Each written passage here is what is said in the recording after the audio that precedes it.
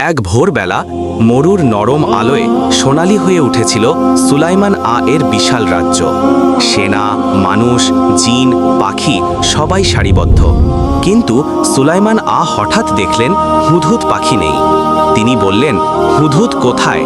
তার ভালো কারণ না থাকলে সে অনুপস্থিত থাকতে পারে না।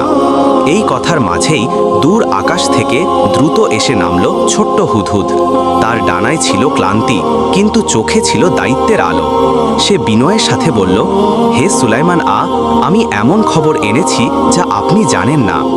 হুদহুদ জানালো সে দূরের সাবা নামে এক দেশে গিয়েছিল। সেখানে দেখেছে এক শক্তিশালী রানী, তার উপজাতি, আর তারা সূর্যকে উপাসনা করে। হুদহুদ বলল, আমি সত্য ঘটনা দেখেছি, তাই আপনাকে জানাতে ফিরে এসেছি। হুদহুদের এই সতর্ক বার্তা ছিল সত্য। তার এই জ্ঞান, দূরদর্শিতা এবং দায়িত্বশীলতার কারণেই একটি জাতির কাছে তাওহীদের দাওয়াত পৌঁছে গেল। শিক্ষা: দায়িত্ব পালন ছোট বড় সবার জন্যই গুরুত্বপূর্ণ, আর সত্য কথা ও জ্ঞান মানুষকে মহান করে তোলে, যেমন হুদহুদকে।